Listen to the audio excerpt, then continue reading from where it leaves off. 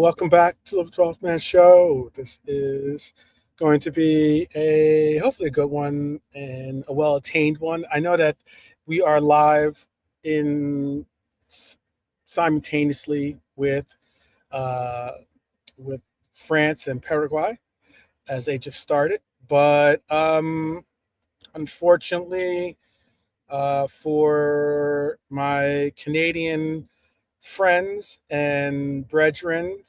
They have been knocked out of this World Cup by the Moroccans. Um, Tough matchup, really tough matchup. I thought that Canada played better than Morocco. I'm not a fan of Morocco's style of play. Um, Excuse me, but it was a tough one, and it is what it is. I guess not all the hosts are going to be able to continue on in this World Cup, but it was certainly a good one for them to do what they did, and they should be proud of their efforts in this one. But again, we're going to be talking about Liverpool, obviously, this new era that is going on with football, and it is a unique one, I would say, because obviously Iraola has been appointed as our new coach, and that means that his staff is taking shape, um, and the summer business is moving. But now we finally get closer to, I think, probably the part that really matters, and that is getting the components, the team together.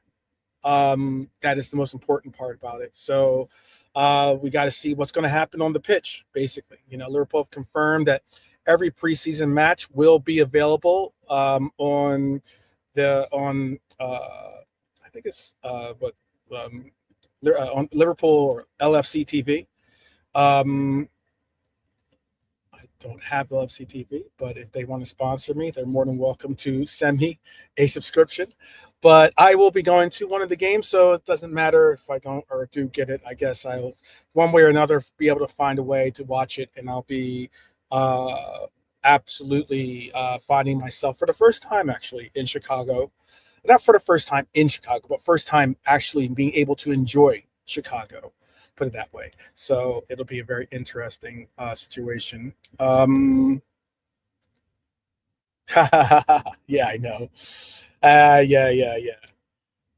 That's just because you know what it's like. It's like having a little brother that has been doing well when it comes to Canada. It's like having a little brother, and he's doing well with his studies or with his accolades, and now all of a sudden he thinks he's got more shine than you, and you're like, okay, settle down. But it's what it is. It is what it is. Um, but all right, but yes, but we're going to get a chance to see what Iriel is building. Um, it's not just about the score lines, obviously. It's about the structure, the pressing, spacing, fullback roles. Important too, by the way. Important too. I'm going to say this as a quick side note take, something that I don't know if other people have been saying it, and if you do start to hear it, you'll know where you possibly heard it first. But I honestly think that this is an opportunity for us to go back, not only to the football that we knew from Klopp, but the take I wanted to give is this could be an opportunity for us to see our fullbacks be the dominant presence on the pitch once again. I don't know if you believe that or not, or if you believe that we have the capabilities of doing it, or if these certain players in general have the capabilities of doing it or not. But I honestly think that we have possibly a very, very concerted chance to find some real semblance of fullback play for this team.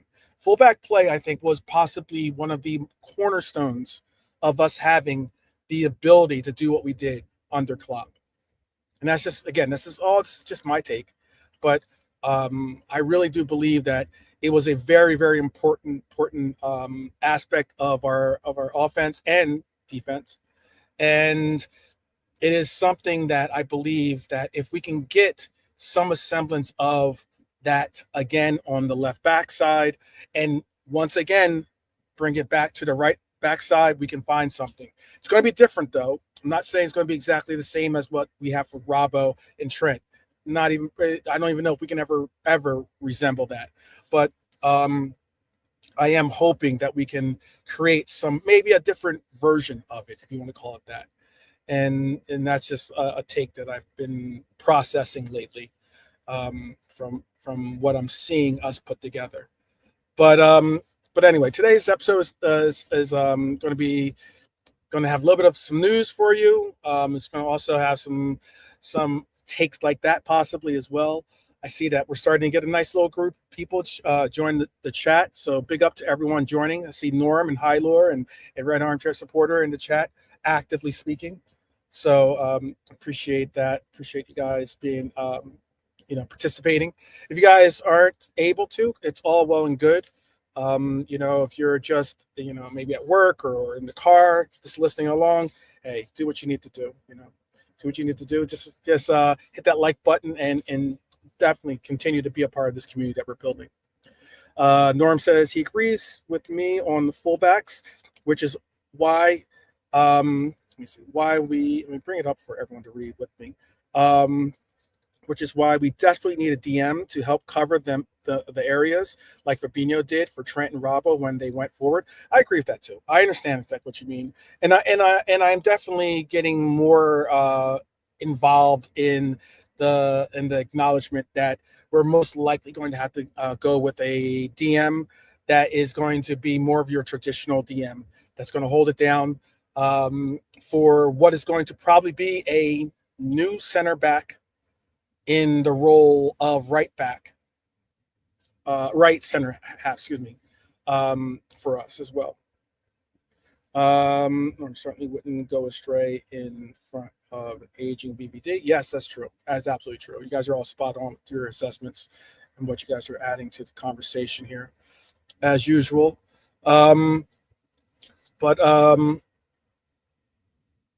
I guess what I like about what's going to be happening soon is that it is all about evidence, and it's about what we are looking for when Liverpool play again.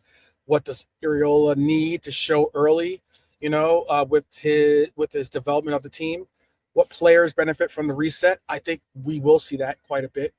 And which players suddenly find themselves under pressure? It's a big question of what I think you're going to have to really see. So it is something that I really hope that we can figure out and put together with a real understanding of semblance. What was it saying? Just remember that Henderson was the cover for up for Trent at the time, but he didn't play as a 6. Fabinho did. Yes, that's right.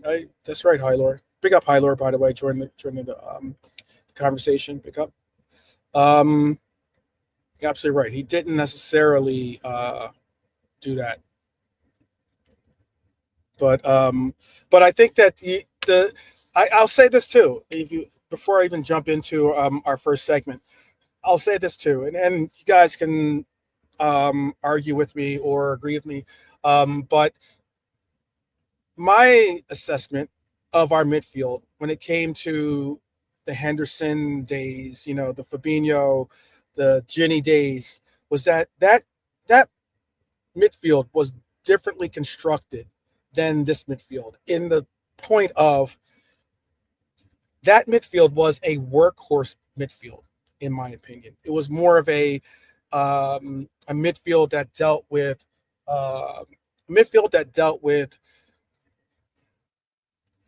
more about being the engine for our team than necessarily being the technical creators for our team. And I just think that the difference in this midfield that we have constructed currently, albeit Dominic is certainly a workhorse when it comes to a lot of the running and everything else, but he has technical ability.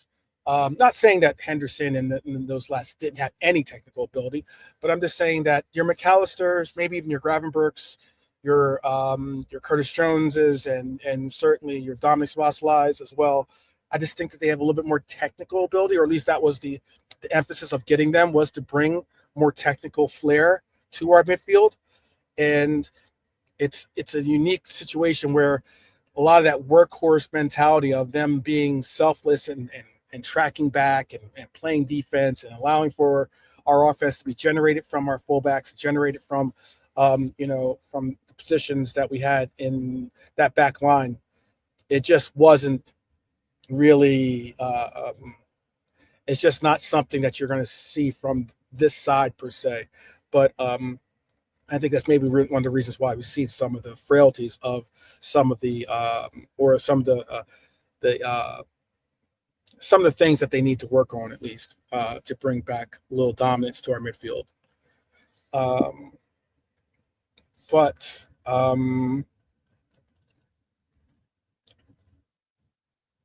let's see. Just reading what you guys are saying as well. Sorry to see if let's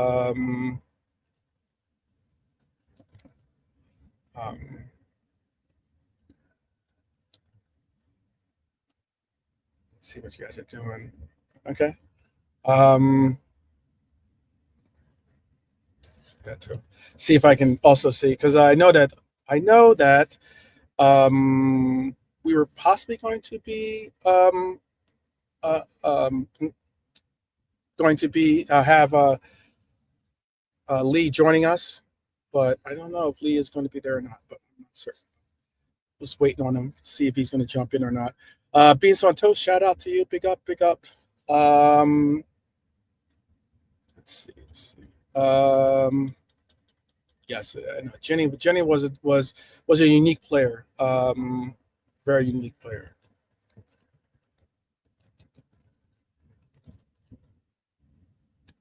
Very, very unique. But let's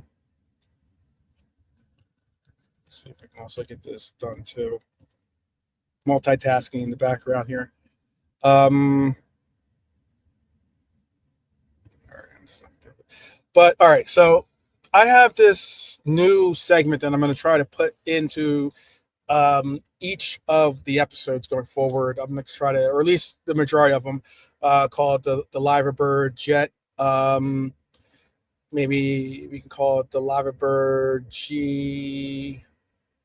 Let's see. We'll call it the G6. I want to say the G7 because 7 is, well, when we get 7, that's what it'll be. But for right now, I'll call it the G6. So fasten your seatbelts, my Reds. We're going to take a quick trip around the Liverpool world and try to get you guys caught up, with what we're going to be doing. And so welcome aboard, everyone, to the Liverpool Jet. This is your Captain 12 speaking, and it's time to board the Liverpool Jet to take a few minutes where we'll fly around everything happening in the world of Liverpool. And before we land for today's main discussions, at least. So I hope the seatbelts are fashioned. And I'm not saying what Red Archers the Waters just said, but but let's get it rocking and rolling. All right. So there has been a midfield watch. There has been comments from former Liverpool striker Emily Heskey, who believes Liverpool should sign Adam Wharton from Crystal Palace. I wanted to know how you guys feel about that one too. I know friend of the channel, and one of our brethren that helped build this channel, Brian, has always and forever been an Adam Wharton fan. I know he still speaks of him very highly. At first, I wasn't necessarily too fond of his play. I've warmed to it somewhat, but I'm not necessarily to the level where that Brian is at with wanting to make it a top priority. But Heskey thinks that the Reds still need another midfielder, like most of us in the chat, and believes that another midfielder that has to be capable of breaking lines, starting attacks. He also believes Iraola's minimal objective has to be Champions League qualification.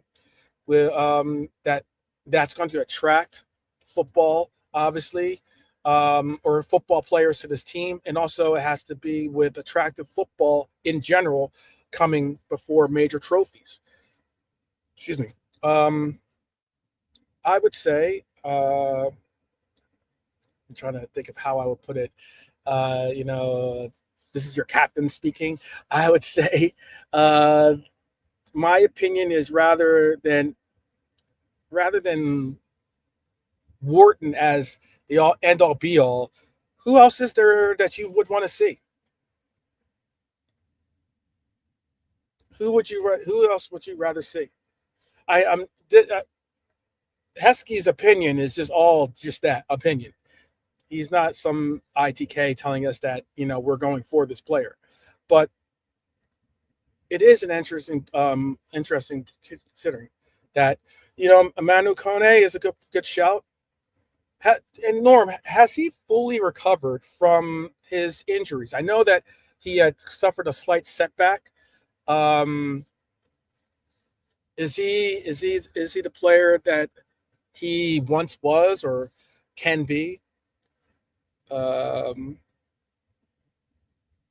it is interesting to see if that's going to be the case. So, um, all right, all right. Well, from that stop, we're up in the air once again, and now we'll be landing in Germany for a shot for Jurgen Klopp. He was outstanding last week for France. Oh, I got you. I got you. Now, I guess we will see today as well if he's going to, especially if he gets play in today's matchup. I'll probably end up watching it on replay because I'm not going to chance having it on at the same time and having it really impact my ability to stream here. But Jurgen Klopp has confirmed discussions over becoming Germany's manager and says he finally feels recharged after leaving Liverpool. He certainly looks it. I know that. He also made it that he is going to bring, I don't know how you guys feel about this.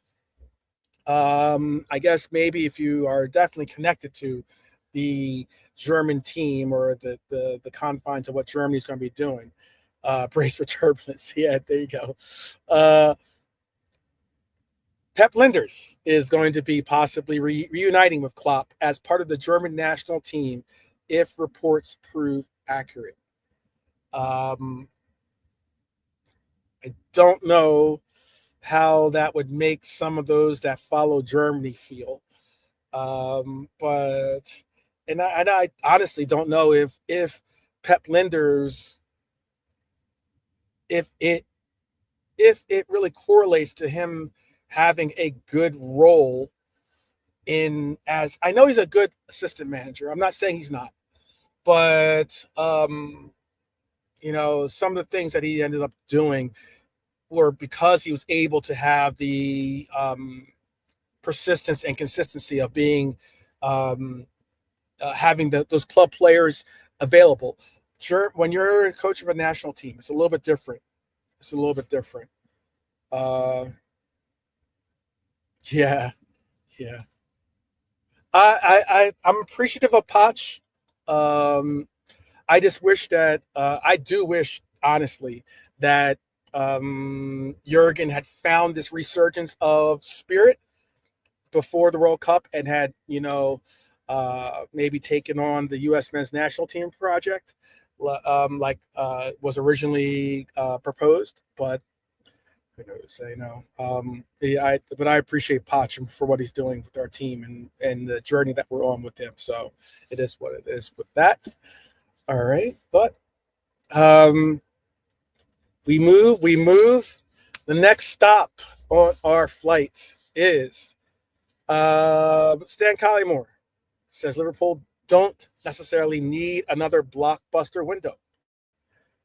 His argument is that if Iraola unlocks Florian Wirtz, Ekitike, and Isak, Liverpool could feel like they've signed new players without any major purchases. Now, I'm going to say, like always, this is your captain speaking with this one. That's a fantastic, fantastic debate. Fantastic, fantastic concept. But I think most of us do want some new signings because we know that it's fantastic. Ekitike would be fantastic, but we're going to have to wait quite some time before we get the confines of Ekitike. Along with Isak is going to definitely be a player that is going to be, utilized as someone we have to rely on. But it's going to be interesting to see if what he ends up doing with our lineup. I'm not going to settle for that. I don't think most of us in the chat, or I don't think most of you in the chat, are going to settle for us not going out and getting another blockbuster. We need a blockbuster window. And when I mean blockbuster window, that's necessarily mean that it's big names. I just want to see us bring in some very, very coveted players to make this team tick forward. All right. Next stop on our flight, obviously, Mohamed Salah continues producing elite numbers at the World Cup. He's leading the tournament for chances created per 90 among players, with more than 300 minutes played. Florian Wirtz and Jan Diamande also feature inside the top 10. But I thought something that was really, really cool to see, and this is something that at least I liked this player when he was here. I always thought he was cool presence to have amongst the players that we had on our team. He became somewhat of like a virtual PR person for our team when he was with it. Former Red, Alex Oxlade-Chamberlain, has signed a 1-year extension with Celtic after helping them win the Scottish Premiership. Shout out to our boy Ox, who is somewhat more our boy than most people would probably admit, even though he did have his starts as an Arsenal gooner. I think he definitely warmed to our hearts as being a player that, despite the fact that he wasn't always there, I thought that he, being like he did go through some injuries here and there throughout his career, all players do. But shout out to Ox getting another extension, and hopefully he can, bring another trophy to Celtic. So shout out to him as well. Big up. All right. Here's today's quick radar. If we're looking on the Liverpool radar, I'm about to come up with some cool graphics and sound effects for all this stuff. So we'll see how it goes. But Kefren Thuram, the Juventus midfielder, has been linked once again to possibly a move to Liverpool. Hugo Larsson reportedly is available this summer. How do you feel about that? Is that a player that you guys are kind of interested in? Jules Koundé. I know some aren't really interested in this player. Barcelona intermediaries have sounded out clubs, that including Liverpool, that might be interested in bringing Koundé to their team. I don't know. It's a player that obviously can play center half and can play right back. It should be interesting. Yeah. Then there's Neil El Anui, Naoui, I would say probably still being monitored. We mentioned him yesterday in the show. There is a little bit of interest in this particular next player for personal and obviously biased reasons. But Malik Tillman, the U.S. men's national team midfielder, reportedly is attracting Liverpool interest. I don't know how you guys feel about that. let me say this: Tillman is a real talent. I'm not saying that simply because he plays for the Stars and Stripes. I am saying that because there have been portions of this U.S. men's national team run where he has had to take on the star mantle for us, and he's done it really, really well at times.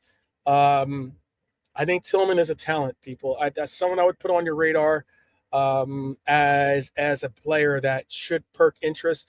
It probably won't cost us that much to get the player.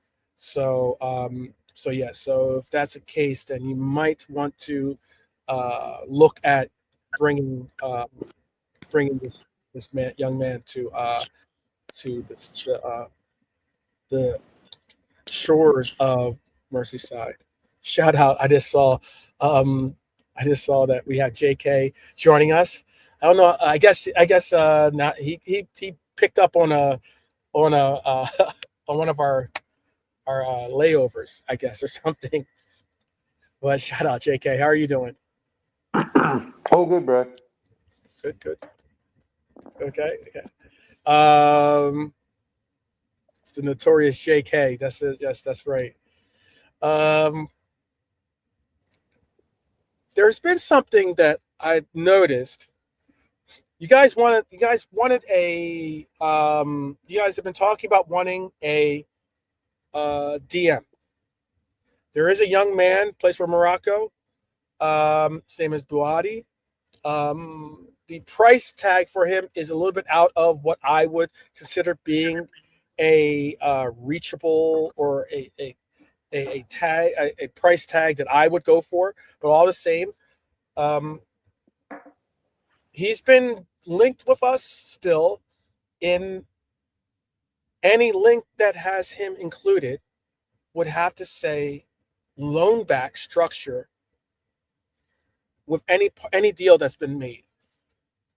I don't know if I really think that Bouadi is a player that I'm going to say I want to loan back to to his parent club right now. Um, we need a player that's going to be ready to get involved. Iraola only has 2 years on a contract.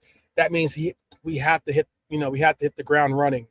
Um, and I just don't think that putting investment in a player that isn't going to be a part of that first year and then trying to save a marker space for that player isn't what I want to see. Mess around, find out, hypothetically, if Bajčetić were to stay and he gets the opportunity and he hits the ground running himself, and all of a sudden he's that guy. Now all of a sudden we're stuck with bringing in Bouadi. I don't really like that deal, but I don't know. JK, how are you feeling about that idea? Before I move on to our last blip on my Liverbird radar. Yeah. Depends on it, really. Yeah. Can you hear me, bro? Okay, I can hear you. Okay, It's yeah. a little low, but I can hear you. I just turned my volume up. That's all. It is a ridiculous price for a teenager, just like you said. You're absolutely right about that. Yeah. And the thing is, he only came onto the scene recently, Yeah. But I mean, again, it's the World Cup has an incredible presence of, making some players that maybe shouldn't get all of these, like, the accolades that they are, but still they're getting some really, really big accolades at the likes. Mm-hmm. And, it could be you could make an argument that is worth it. Well, all right. Well, then let me ask you this then, since you don't necessarily have an opinion on Bouadi. Um, there is a player. It's funny too, by the way. Excuse me. I know because JK, I show them my football manager. I show them the progress that I've made. I haven't played it in a while, but I show them the progress that I'm making or the things that I'm doing with my own interpretation of being the skipper, and also I guess I'm actually, I guess you could say I'm kind of like the John W of it, because I get to pick what I want to spend our money on. But why I'm bringing up this whole football manager thing with myself, at least, is because there's players that I go for. I do like a different my philosophy when it comes to managing or sports direction is going for players that are certainly veteran players. I don't mind getting players that have veteran status. But I primarily look for players, obviously in their mid-20s. That would be fantastic to strictly build on. And then I also look at players that are wonder kids that are 18, 19, 20 years old, that I could bring to the club, that we can continue, that they can learn and, get the tutelage they need to and build. One of those players that I have on my team already, he's actually, he hasn't kicked the ball yet because the Mexican league is set up differently. Their windows are set up differently. So and because of his age at the time that I made the transfer for him, but there is a breakout player this season, and his name is Gilberto Mora. He plays for my arch nemesis or arch rival, Mexico. But the 17-year-old World Cup breakout talent is reportedly on Liverpool's radar. I guess maybe Richard Hughes or maybe Edwards has a little tracker on my football manager. Maybe that's the whole thing. Who knows? Shout out to Rasta Crab in the house. Big up. Hopefully you guys are watching their watch-alongs. They do some great little watch-alongs for these games. They had to unfortunately sit through Crab and Barnes had to sit through again. Like I said, their Canucks being it has not been that good. Yeah. You guys make the games that much more enjoyable. How about that? Yeah. Hearing you guys go through what you need to do. Oh, once again, Rasta Crab coming in hot.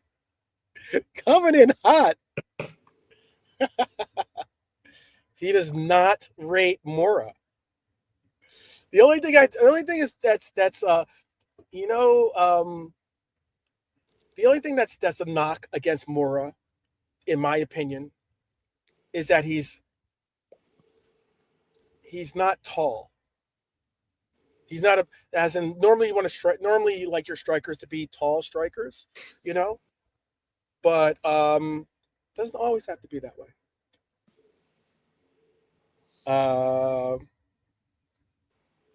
Okay, isn't that good for? Oh, he's not that good for LFC.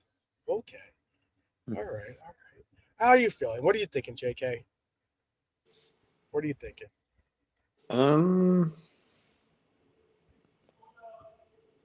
Bless up red crab, Rasta Crab and red armchair as well. The Mexican guy, you mean? Hmm?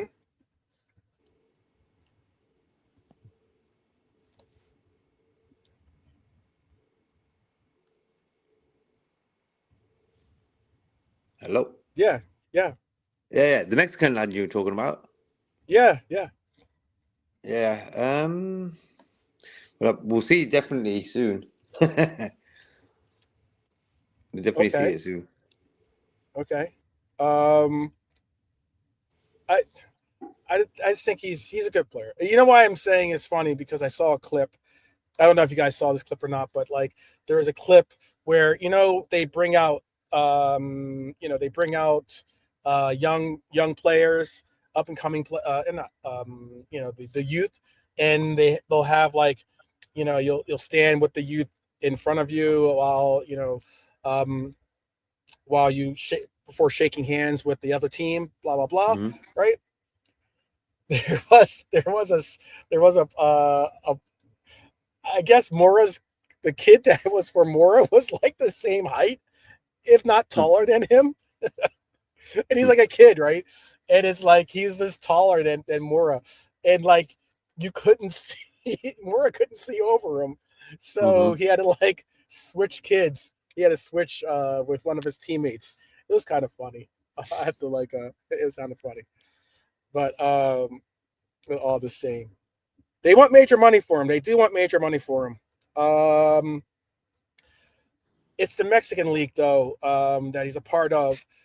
Them wanting major money is them trying to figure out a way to get to really capitalize and cash in on this crazy market that has been the transfer market. But I think honestly, I couldn't tell you what I'd have to. Let me see if I can Google it real quick. See what I don't know what the highest transfer price from the Mexican League is. Yeah, I'm a bit like Hideo as well. I miss the Brazilians in the team. Yeah. So put it this way. Oh, go ahead. Sorry. Go ahead. No, just saying, like back in the days, we had Allister and Firmino, the old school, like there's our Brazilian sort of flair in the team, Mm-hmm. But with the recent players in the team, like Brazilian main team is only Alisson, the goalkeeper. Yeah. Yeah. I said it on Fam TV with Dean and the guys.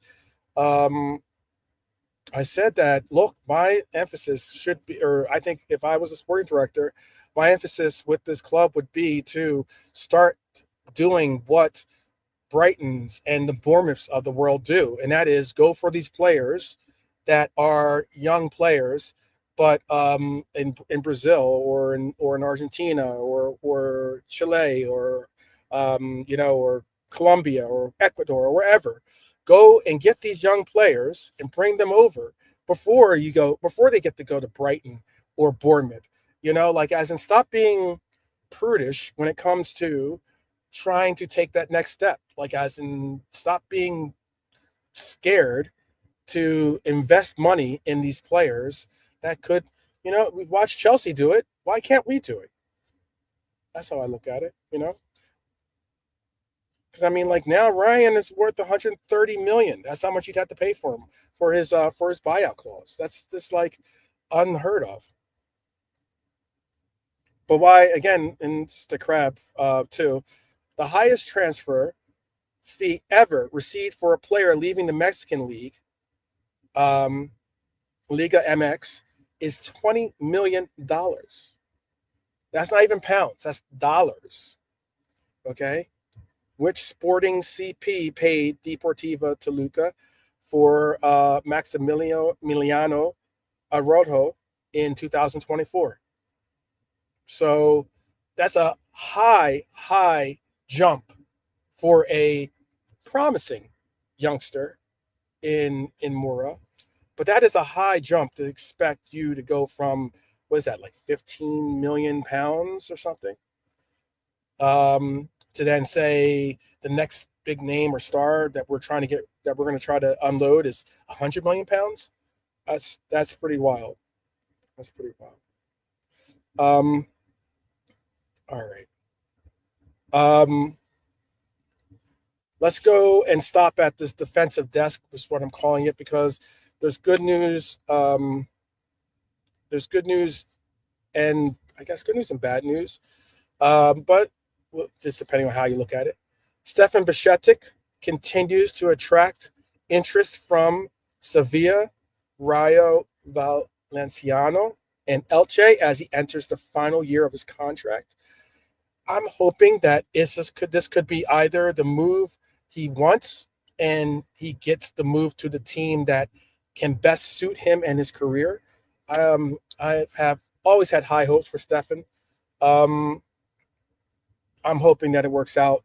If he doesn't end up going there, then I'm hoping he can make the most with our team and have an opportunity to just stay fit and have a chance to actually make it good here. I've always thought that Bajčetić was a good player, and I hope that he can show that to the rest of us. Lucas Harrington continues earning praise even after his World Cup penalty heartbreak. It's such a shame. Lucas Harrington, for those people that don't know, is a player that plays for Australia. He plays for the Socceroos down there.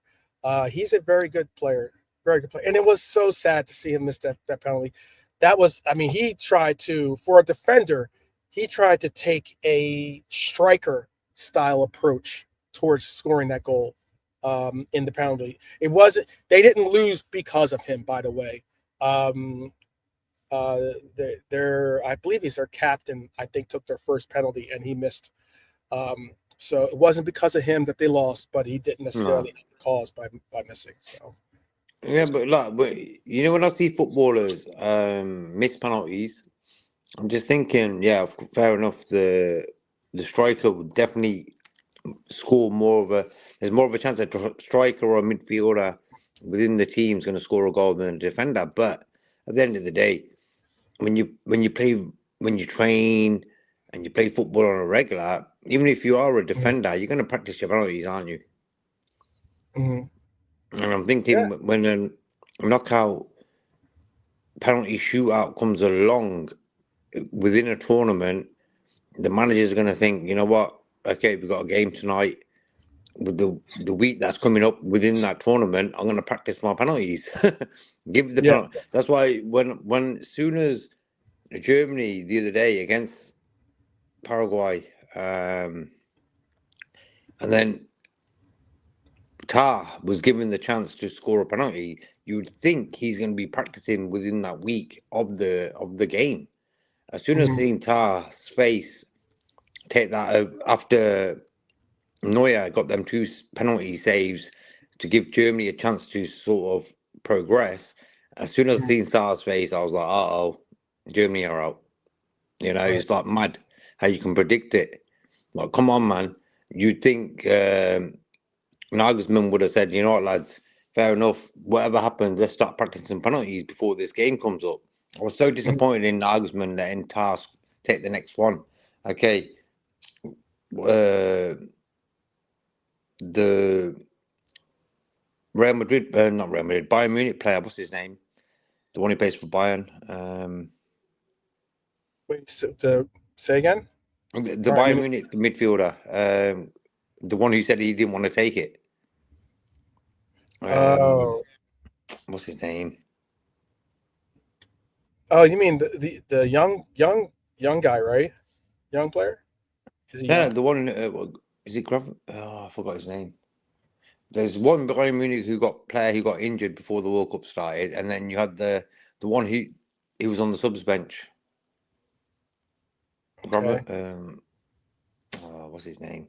I don't know off the top of my head. Wait a second. Is it? Yeah. That's the one, red armchair. You think you give him the penalty? You know, not Tar. I was so disappointed in Germany letting Tar take it, man. Give it to the midfielder. The guy's going to get it. Yeah, Grotzka. Because Tar's, because it was really poorly taken by Tar, I guess. Yeah, right? Same as every defender who takes a penalty, he's going to whack it over the bar, isn't he? Mm-hmm. And they were even talking about that as well, you know. Anyway, Grotzka should have taken that penalty. Okay.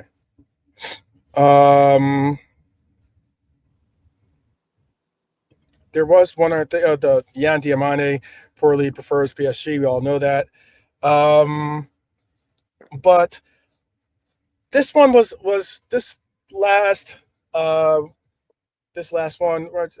Actually, I'll do 2 more stops. I'll do this one stop because this stop is something that it was unfortunately. This is someone now apparently wanting to get off the Liver Bird right now, and that is Curtis Jones reportedly wants to leave Liverpool, with Nottingham Forest joining Inter Milan among the interested clubs. That one is troubling, that he wants to leave Liverpool. And it's probably because he just doesn't believe he's going to get the time on the pitch that he thinks he is warranted. Meanwhile, Liverpool are Liverpool are reportedly keeping the door closed on Cody Gakpo, despite Tottenham's interest. Fabrizio Romano says the club are not encouraging negotiations at this stage of the game. So, go ahead. You want to say something about Curtis Jones? Yeah, but Curtis, bro, at the end of the day, it always boils down to the player. If he's going to stay at a decent club, at the end of the day, if he does it on the pitch, the club ain't going to let him go. You know what I mean? I think Curtis has been at the club for a long time now. How many years has it been? Is he going to be a regular for Liverpool? Come on, man. If it's going to happen, it's going to happen already. I just feel that Curtis is a type of guy who definitely every footballer who plays football wants to be a regular at any club, but at the end of the day, if Curtis Jones has been offered a regular spot at Liverpool or Inter Milan, he's going to take it at Liverpool, isn't he? Come on. So, for me, it's all down to the player at the end of the day. It's up to him if he's going to get that regular spot in the team, Yeah, yeah.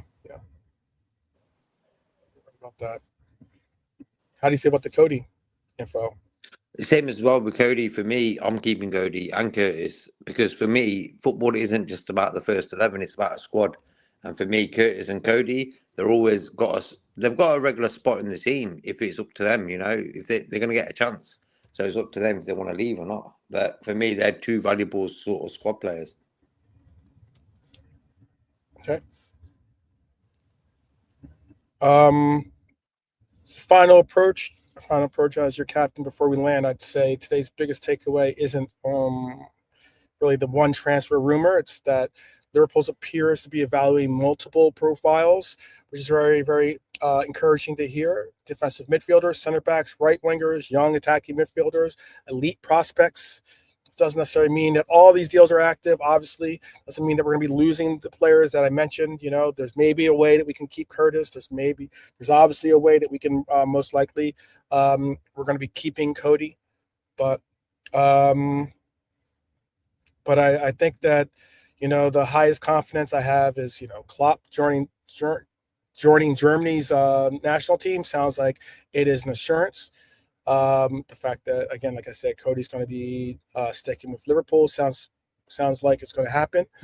If I was saying there's things worth monitoring, it's obviously Adam Wharton, Barcola, Hugo Larsson, Antonio Nusa, Jules Koundé, Sergio Arribas, Malik Tillman, and despite what Crab says or thinks of them being overrated, maybe we bring in Gilberto Mora as one of those players that we take a chance on. Maybe. I think pure speculation has to be with Thuram.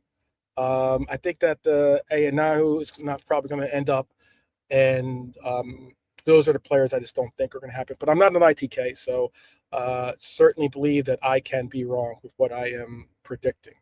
But that's just what I was going to say. So with that, that is just loads of new names have popped up in the last few days. Have you noticed? Yeah. Koundé. I think it's because I think it's also because of the it's also because of the World Cup, has a real effect on it.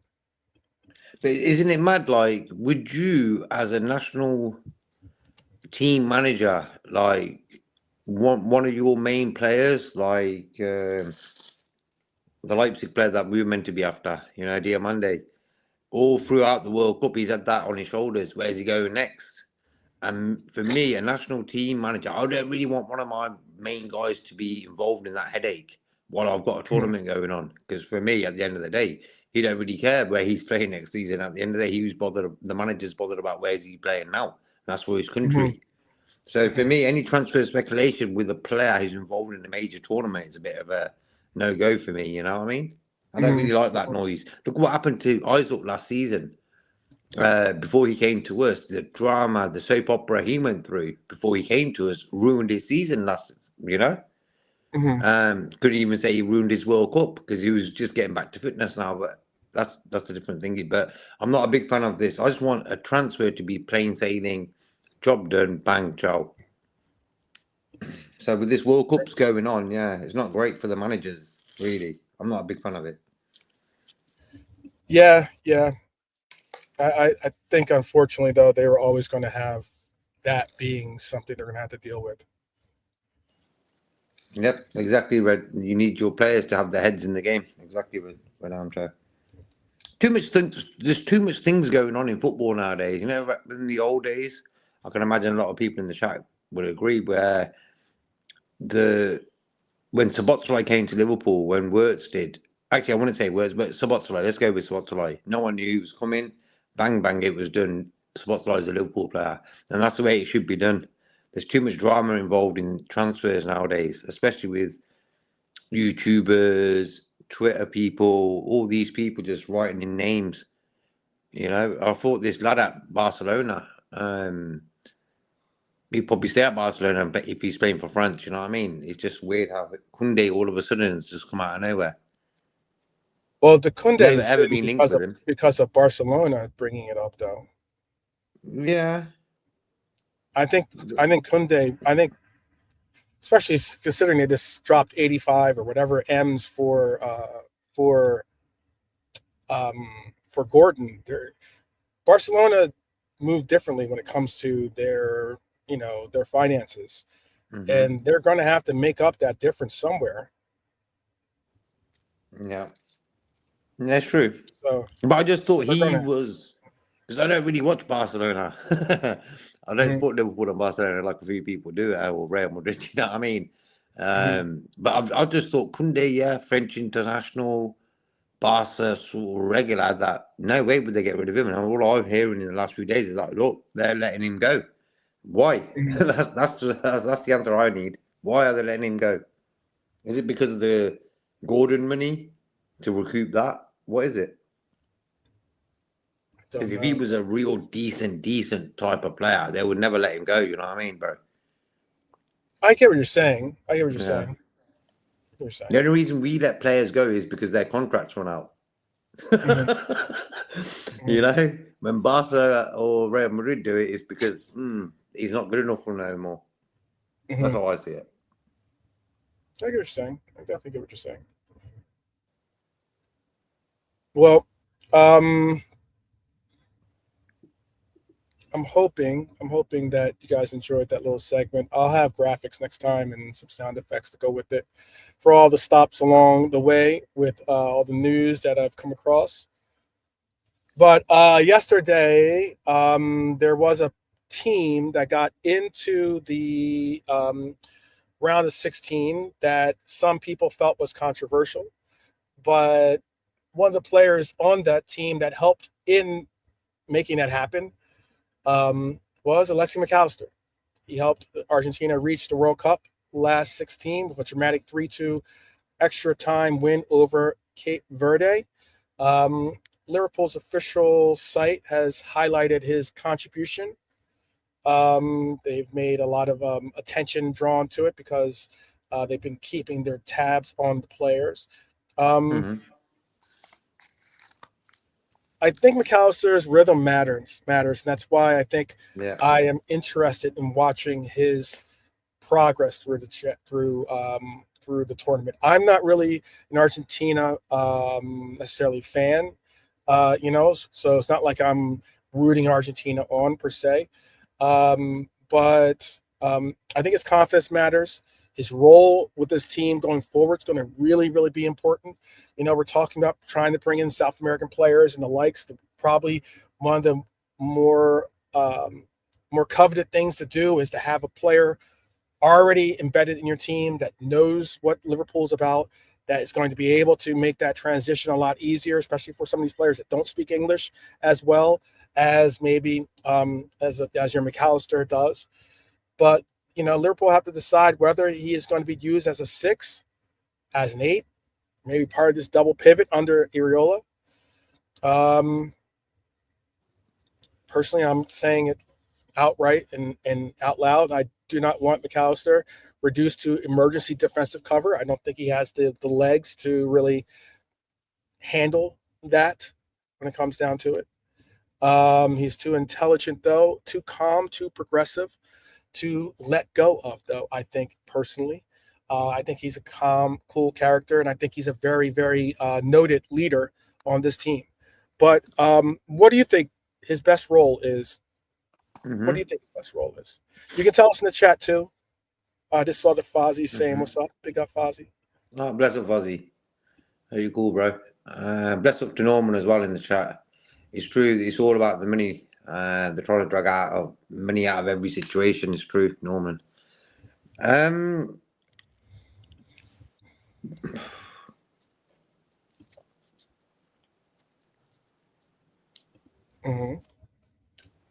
Give me a moment, bro. Okay. All right.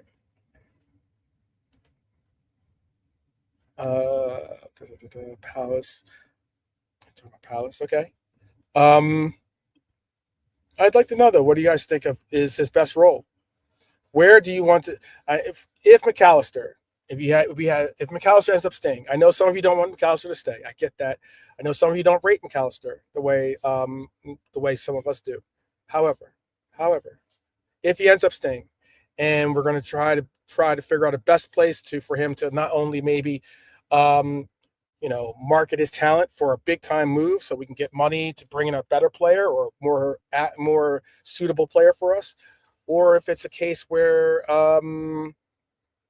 we're just going to try to find a role for him on this team that he could be a staple for us. What is the role that you'd like to see McAllister playing for our team? I think you knocked the nail on the head. It's all about the rhythm with him. Hence why I watched his games, Argentina games. It's all about rhythm with him. He's that one guy. If he ain't got rhythm, you might as well just sit him on the bench. He's either good or poor, McAllister. And looking at him at the World Cup, he just seems a little bit tougher. He hasn't been great, you know what I mean? He hasn't really scored or anything, but he's getting his team to further run in the tournament, and he's starting every game as well. And him and Messi are passing the ball to each other. It's mad, isn't it? I never thought McAllister would be an Argentinian international regular playing with Messi. You just don't think about that, like because of his name as well. But at the end of the day, bro, if he wants to go and play in Spain, we can get a decent fee for him. I like McAllister. He's probably my favourite player of that title-winning season, along with Salah and Virgil. McAllister was like, wow, he was better than Szoboszlai, better than Gravenberch, even though Gravenberch got young midfielder of the season. But at the end of the day, bro, it's all about the mindset. Are these guys, what they're doing? Is McAllister going to give us the same he's given Argentina in the last few weeks? Next season, when the season starts. So we have to wait for that. If not, I don't really want to sell him because I like Enzo from Chelsea. I think he's a top little midfielder, Enzo from Chelsea. I just wish McAllister had a bit more bite like him in his game. You know what I mean? Then maybe he'll be worth 100 million. Just that, I don't know what it is. Because McAllister's got bite, but I just think that groin operation might have just hindered him a little bit. Because he hasn't been right since Aussie, bro. Come on. That title winning season, he was getting stuck in. He didn't care. He was jumping into tackles, whatever. He was doing the dark arts as well. And we needed that in our team. And I think last season he didn't do any of that. Okay. Arsenal paving the way for signing Barcola. You like Trossard? I can't believe it, man. He's been sold to Besiktas. I can't believe it, bro. Like, nah, man. He was supposed to be sold. He was supposed to be sold last season. Yeah, but when you look at the games, he didn't pretty well, man. I like Trossard. I think he's a good little squad player. I would have kept him. Like, okay, they got 17 because his contract's running out next season, so they got a fee for him. So that's how they're looking at it. Yeah. Yeah. I think he got a bigger contract, but then but before that they were talking about that he was going to be moving on. And then obviously he ended up staying. He got a title. And he was not only did he end up staying, he was huge for them. I think he was like a difference maker. Big time, bro. He won him a few points. He did. I think Trossard is. I would have taken him when they got him back in the days. I would have taken him. I think he was a good little squad player, man.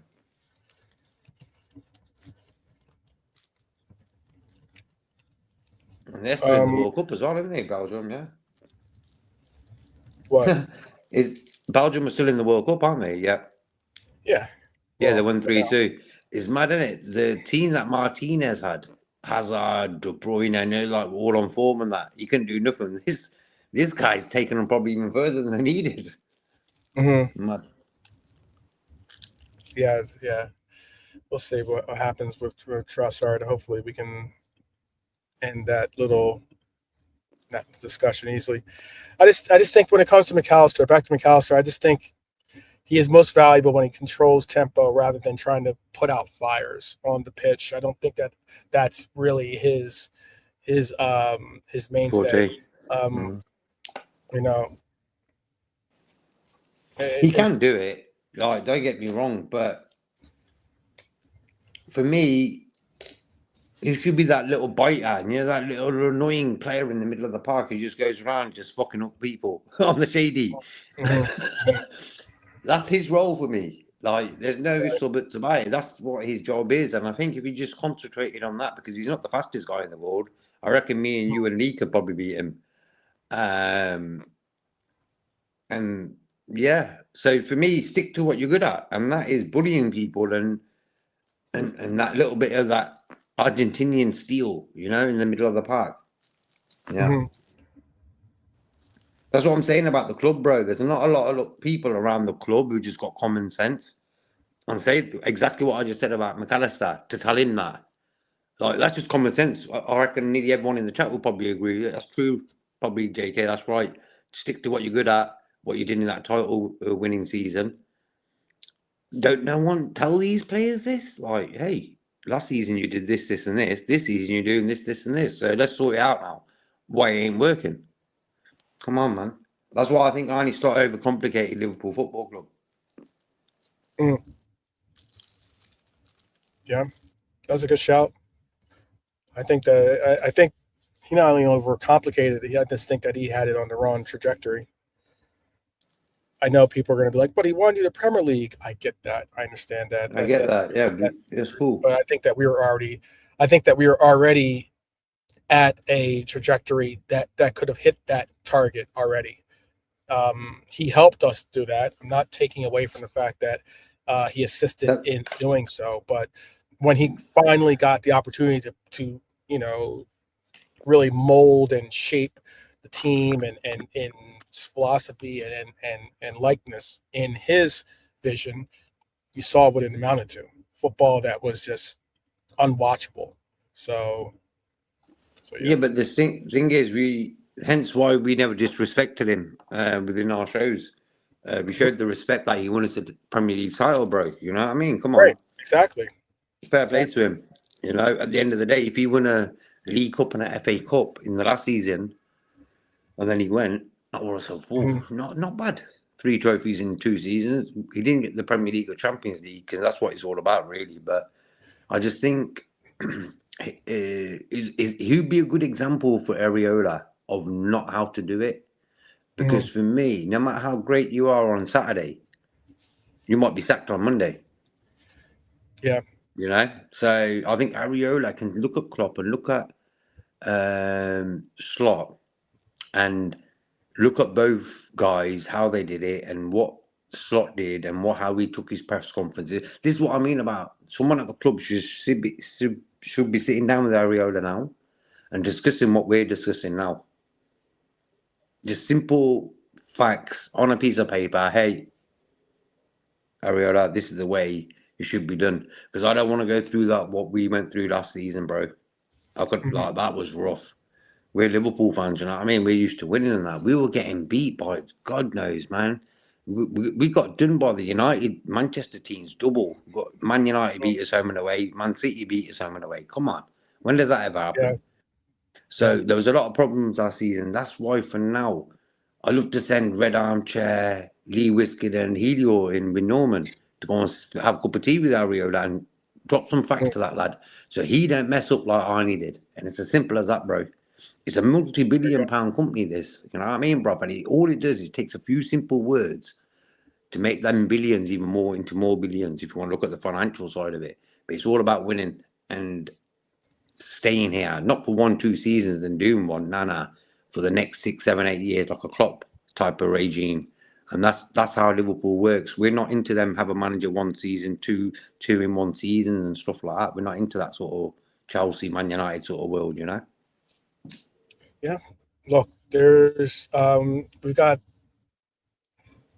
this big football question to answer, a couple of them, but there's one that's very big that is starting to get some traction lately, and that is Liverpool's defense and how it's apparently changing. And Jeremy Jacquet is going to be obviously he's arrived, and he's a major signing, £60 million move from Rennes. And that tells you obviously Liverpool are not treating center back as a small issue. However, they are investing in a succession plan. What the succession plan is a good question, because apparently succession plans only work if the timing is right. Virgil van Dijk is our captain. I think he'll be our captain next season, and I think he rightfully is our captain personally. But still, the reference point is this. Is he still the defender everyone else is going to be measured against? And I think he is. I don't think there's any center half in the league. And this is why when you hear people trying to take, pot shots at him or belittle him or, take him down a peg or two,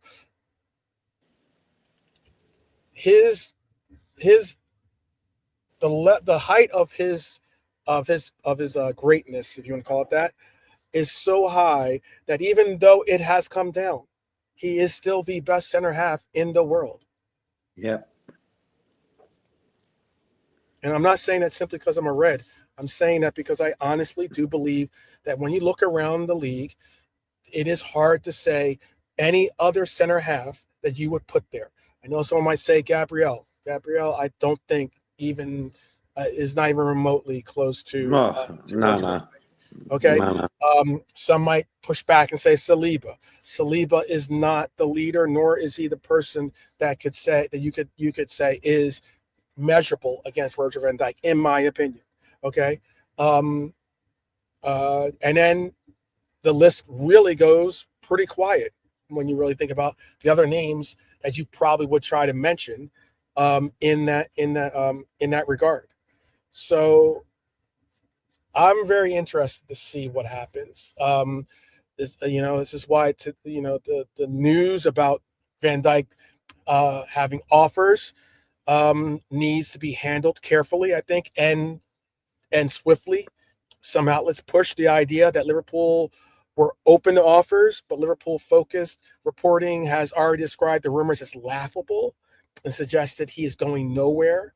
So the real discussion is not I don't think the real discussion is, do we sell or not sell Van Dijk? Because I know I saw people, I don't know if Crab is part of the conversation any longer or not, but I know that they were talking about it on Beige Reds, dropping numbers like, is it 70 million? Do you sell him, or 80 million? Do you sell him, or, or what is the number that makes you move Virgil van Dijk? Look, I just think that, Virgil van Dijk is a player that is not only a cornerstone of a player, but you move on when he wants to move on. I think that sounds crazy, but I think that's the way I would approach it.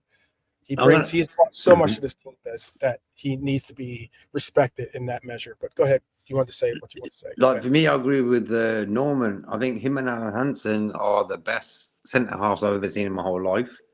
And what Virgil van Dijk did, bro, out of everything in his career, you know what he did, bro? He made playing centre half fashionable again. Mm-hmm. That's what Virgil van Dijk did, bro. No one else. Virgil van Dijk. He made, like Alan Hansen did it back in the days. He made me want to play centre half, you know what I mean? But Virgil van Dijk made people think, you know what? I don't want to play striker. I want to be like Virgil. Bang. There you go. That's a player. For me, the best centre back ever. I know people who ain't into football big time like we are, And they're like, yo, that guy's class. Look how good he looks. Look how smart he looks. Wow, what a player. You know what I'm saying? Because they watch, like, I'll have the game on and they'll be there. What? They'll be like, yo, amazing, decent player, you know? And that's Virgil van Dijk. And this is why, for me, you've got to keep players like that there. You know, imagine Virgil with a coaching job at Liverpool. Could you imagine Virgil van Dijk as a manager? I could. I could. Wait, could you? I could. I think Virgil van Dijk would be probably more of, this is my take though, but I think he'd be more of a, like, you know, what you see Barnes and those guys do, like, as in being like maybe even upper management, you know, like as in not necessarily an ambassador for the team, but more so like someone that he has some type of upwardly role. I don't know if Virgil van Dijk. Yeah, I know what you mean.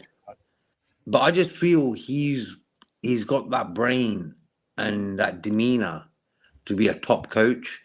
I think he's a peaceful guy. Like, he look at Vincent Kompany, bro. If you had to have a choice between Vincent Kompany and Virgil van Dijk to teach you football, you're going to go with Virgil. Vincent Kompany was a top player, don't get me wrong, and he's doing pretty well at Bayern, you know. So you're trying to, like, Virgil can't do the same as that? Come on. So for me, I'd love to see Virgil get into that world of football management if he wants to. I don't know. We don't know. You know, he's never really gave us a little inkling of, I want to be a manager one day and stuff like that.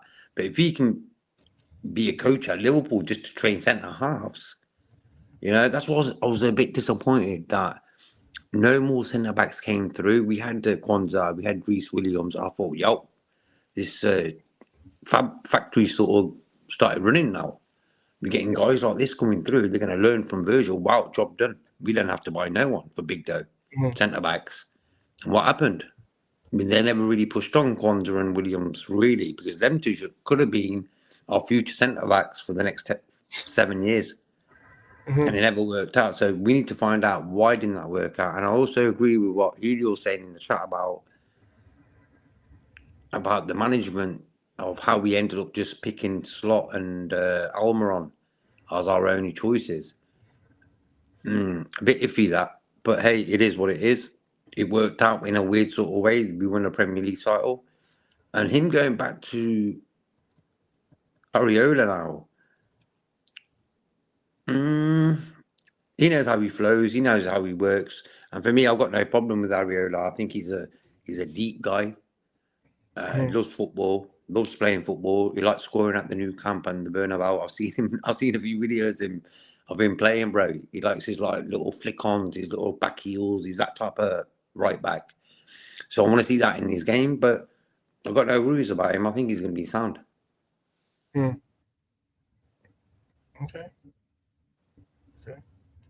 But you got to understand quickly before I finish off that a lot of things, like Salah, who got rid of Salah?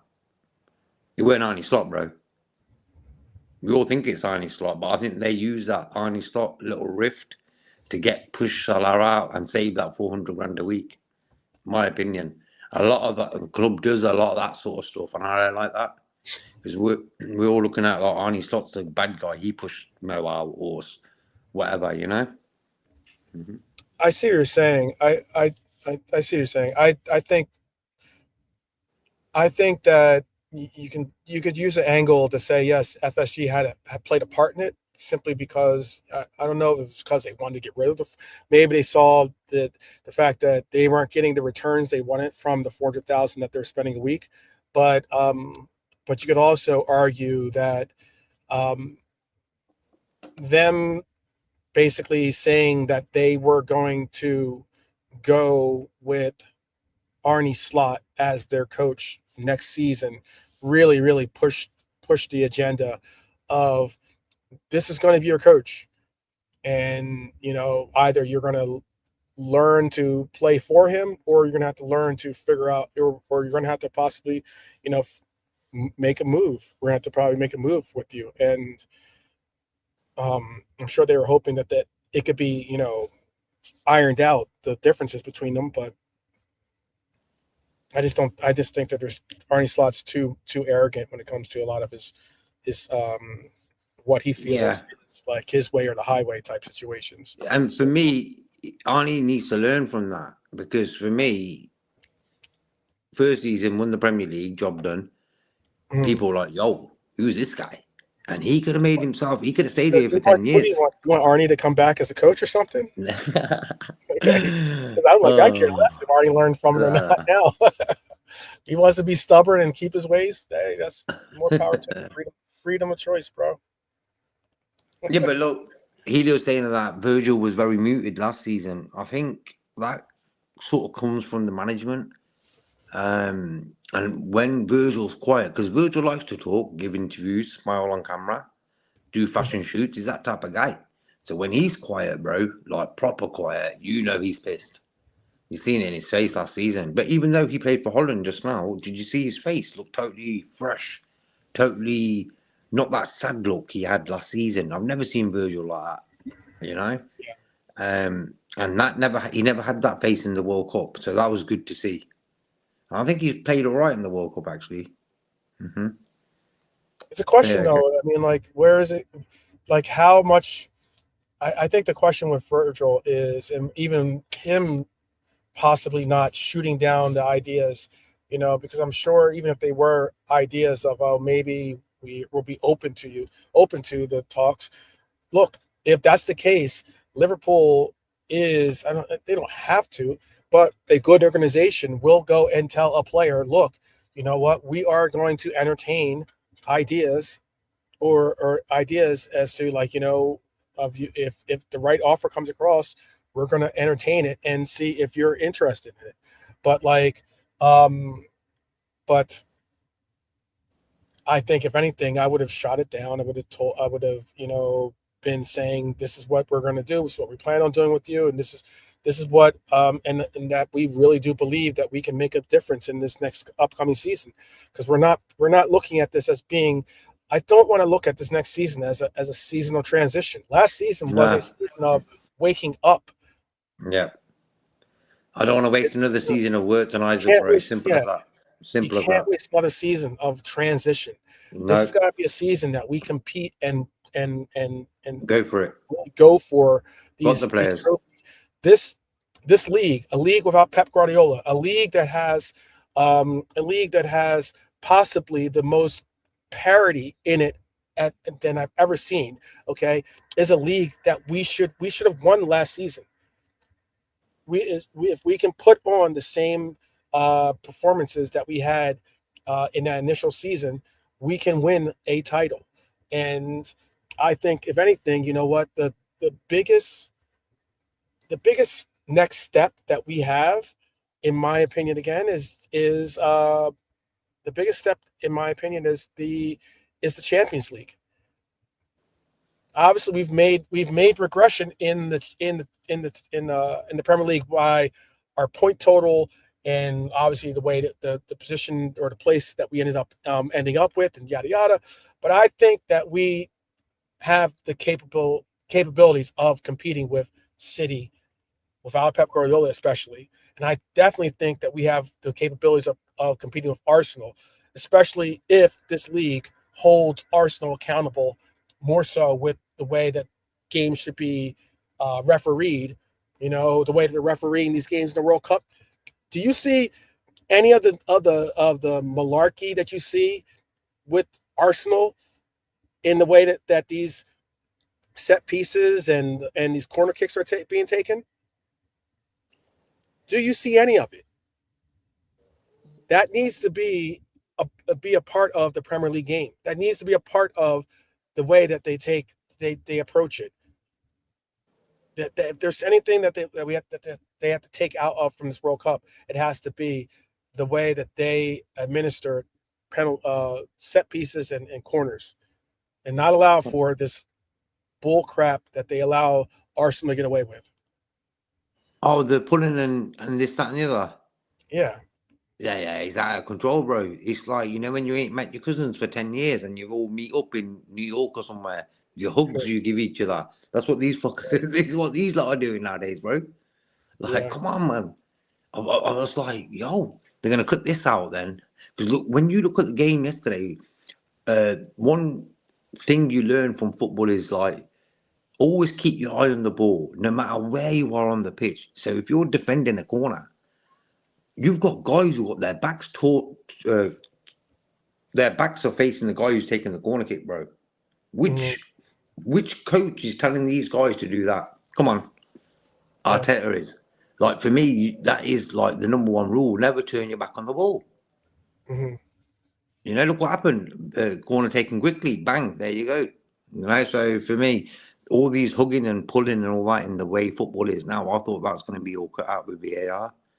In a weird sort of way, it's probably got worse, bro. You thought it would. You thought it would be, but they allow for it. They allow for way too much of it. I don't mind a little bit of pull. You know what I mean? A little bit, but bro, that hugging, I ain't seen you in years, bro. Hug. That's something else. That's like after the game's all business. Now, man. There's a difference. I mean, like in this World Cup, I have not seen really. I've watched corner kicks be taken, and you don't see nearly the amount of like hijinks that you see in, you know, by Gabriel and, you know, and these and the likes of holding and holding and you know, grabbing and tugging on kits. If you do it, it gets called, plain and simple. Well, you know? For me, you know how you're going to cut that out, bro? It's like this. Next game Gabriel plays and he's pulling in the Brazil game or whatever, and it's a corner kick and he's got his arms already hugging the next guy. Straight away, the referee should go penalty. Yeah, there you go. Oh, well, you watch them the next corner. You watch the next corner, bro. They ain't even. It's going to be like coronavirus, you know, when you couldn't stand a meter next to the next man. I think that yeah, you know what, they should have a harsh penalty happen to them to make people stop. That's how you're going to cut out. I agree with that. I agree with that. You know, I mean, look, that's the World Cup is done. We could have a conversation at the end of this World Cup to see if you like the rules that they changed and the likes of it. I think that a good number. We spoke about some of the rules before the World Cup started. I think some of these rules were not only necessary. I think some of these rules have been efficient, and I think that they were certainly necessary because this game, all of a sudden, the World Cup is a lot faster in the sense of the play and the way that, you know, you conduct yourself. I will say that the hydration breaks have definitely been a little bit of, you know, a conversation talking point. Yeah. Mm-hmm. But other than that, I think that there's been a lot of progress with some of these rules. Well, for me, the main thing is guys who are falling down without a head injury and they're just lying there. And normally you'd stop the game or quick it out. Now the referee's like, carry on, lads. That's one good thing I like. Yeah, you notice that a lot of people. Have you noticed that a lot of players aren't really going to ground like that anymore? Yeah. Because they're going to be told to go off, aren't they? So they're going to be told to go off the pitch, and they know that, like, you know, I think that's a good thing because a lot of these players aren't really injured; they're just feigning it to waste time. Waste time, bro. Another Arsenal Arteta tactic, by the way. They were the team. They had the least amount of you know, ball in play than any team, I think, in the Premier League or something in this line. It's something like that kind of stat. Yeah, I remember the Wimbledon, the old teams in the first division Premier League and stuff, like how players used to sort of maybe have the shoulder against each other and this, that, and the other and that, and that'll be about it. But nowadays, what you see is a total different. It's comical. Like it's like you tell the players you got cameras now, and they're going to see everything you do. And then what they're doing, they're actually doing the things that you shouldn't do because the camera's going to see you. So you don't really make no sense now. So who's not doing their job right? The referee and the cameraman, for me, because they can say, hey, listen, Gabriel is all over that defender. It's a free kick to the team defending the corner. Simple facts. Carry on with the game. Corner's not going to take. You're not going to take your corner. Why? Gabriel's hugging his cousin he ain't seen for 15 years. Okay. Yeah. Leave it then. Yeah. Or even go as far as to say something like, if the corner kick hypothetically is taken and then all of a sudden Gabriel is hugging the player, you know, like we've seen him do, then guess what? Goal doesn't count. Yep. Simple. You know, and you know, pushing it back, you know, doesn't count. It doesn't count. And Arteta brought that in, yeah. Because Arteta, for me, he's like found a lucky coin when he was young. God knows how he got into football. Like, he was a crap footballer, played for Everton and Rangers. Like, come on, man. And he's a manager of Arsenal. Like, come on, he got no. Why did Pep? This is what I'll need to. If I ever meet Pep Guardiola, I want to ask him. I was like, bro, for me, I would love to have you as Liverpool manager one day, back in the days, whatever. But I'm like, why did you let Arteta come to Man City for a year and learn from you, and then you sent him off? Like, please tell me that. What are you brethrens? Are you cousins, or what is it? That's one question I would ask. I wouldn't ask Pep Guardiola anything else. I'd ask him that. Why did you let Mikel Arteta into Man City? It's like, that is, I would never understand that. But quickly, what Helio's saying about the way all the big players have sort of left, Robertson, Trent, Salah, Kanate, and all these, Curtis wants to leave now. I feel since Klopp's left, and I think Arne Slot was like a Brendan Rodgers type of figure. If it worked, it worked. If it didn't, see you later. And I think with Klopp, since Klopp's sort of gone, this aura of we know what's going on is sort of gone, if you know what I mean. Like, God knows what's going on now. The Kanate saga carried on for ages. Oh, he's going, he's not. We don't know what's going on now. With Klopp, when Klopp was there, we knew no player is going anywhere. Like, no, these players don't want to play for anyone else. They want to play for this manager. You understand what I mean? And that's what I feel in the last year or two. That even when Arnie was in the first year, sort of lost his connection with the club, man. It's weird. I can't really explain what I mean. And I understand what Julio's trying to say there.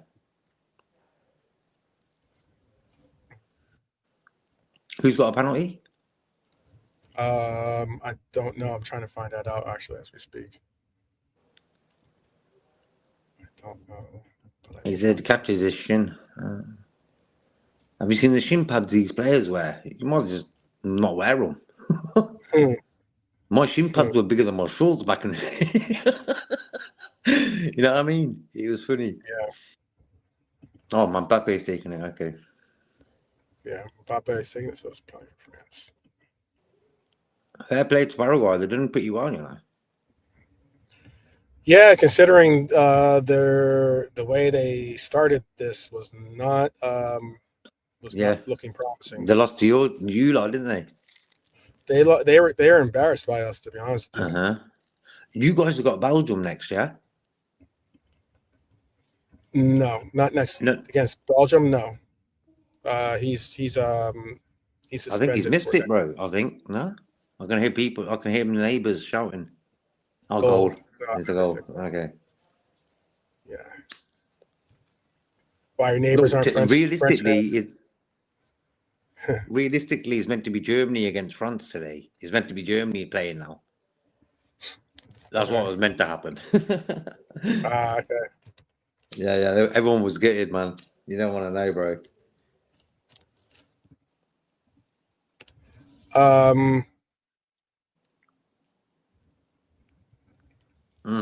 Yeah. Exactly, you know, man. I was rooting on Canada. I was rooting on Canada, to be honest with you. I was you know who? You know what their manager reminds me of? He's like Barney Stinson, like, you know, Barney from How I Met Your Mother, because he was sort of Canadian, wasn't he? He had like he was half Canadian, and he found out later because he was like proper American and that. Jesse Marsh reminds me of. I'm gonna call him Barney from now on. Yeah, Jesse Marsh is a unique character. I think Jesse Marsh was kind of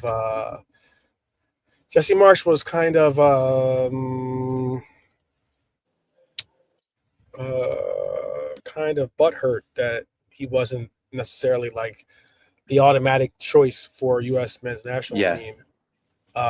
You know, we are sitting there trying to go for bigger names, obviously, like, you know, Klopp or Poch or, you know, Mourinho. But, like, you know, he's American. Obviously, he's one of the few Americans that's gone overseas and actually coached some decent sides too. And I think he was really not hoping for it. But Look, they played pretty well Yeah. today. Yeah, it's probably the one time you're going to see me root for Mexico is tomorrow. So we'll see. We'll see. We'll see. Yeah, no one. Yeah.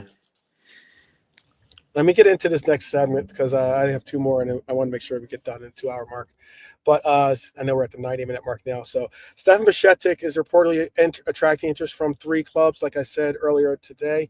And that story hits differently because it is not just about one player. It's about the academy pathway, I think, is what we're looking at. Bajčetić once looked like the next major Liverpool midfield breakout. Now he's, his future with the team is in question. I mean, he's a composed player. He's mature. He's technically secure. But injuries and squad evolution have changed the picture for this young man. We understand that it's football. I know people will hit back and say that, hey, that's just how the cookie crumbles, but sometimes the club does not stop believing in the player, and sometimes neither do the fans. Sometimes the timing just stops making sense, and maybe that might be the case, but I'm hoping that it is not for Bajčetić. I'm hoping he can get an opportunity and maybe answer one of those questions that we have for this team that is something that we've all been trying to figure out is what do we do with that midfield? What do we do with that DM role and the likes?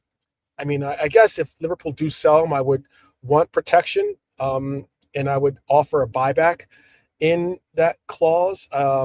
And I would even throw in a sell-on fee if a team were to be able to really get some, the teams that he's going to aren't top tier teams.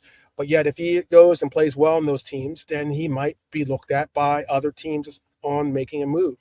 And I think that Liverpool, who has taken a real flyer on the fact of not getting usage from this player, but having but still believing this player enough that we've given them time to get healthy, give them time to get back to his status.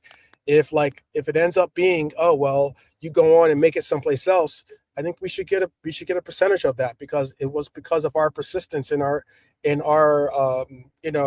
patience that that he was able to get still the proper attention, the proper tutelage and the likes of not only his skills but also his ability to get back to his to the standards that he wants to be at.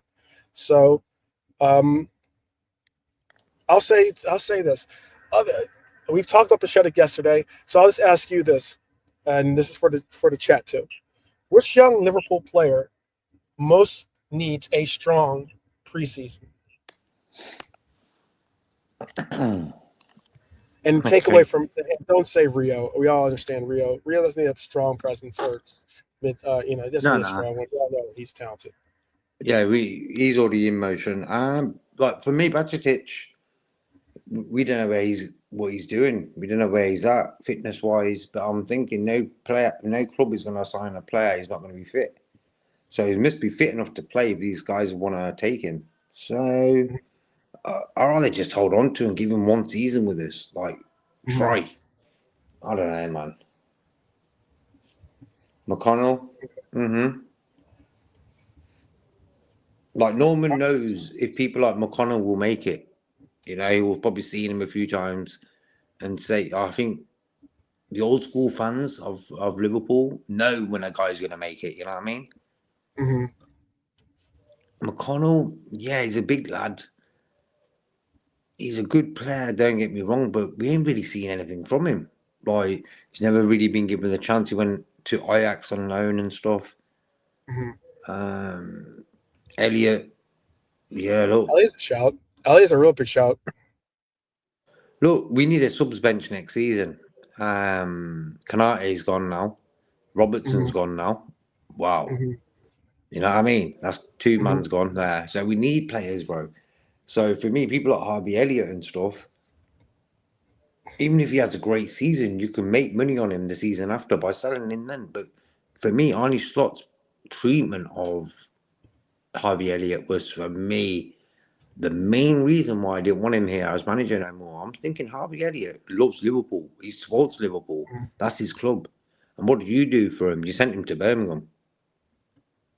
I have the name that's on my list for youth player that I'd like to see, or youth or former youth academy player that I'd like to see really make a groundswell on getting minutes is Trainioni. I think Trainioni Yeah. was over or under utilized this past season, and you know. For whatever reasons you want to acclimate towards, Rio got opportunities left and right. We had a midfield that probably could have utilized, maybe uh, being bold and utilizing him as a player in it, and we didn't. And I'm hoping that we could see him this season, hopefully bulk up a little bit, so that he doesn't get, obviously bullied in the midfield, and then also be able to get an opportunity to show his talent, which I think he has a vast amount of. I mean, personally. Yeah.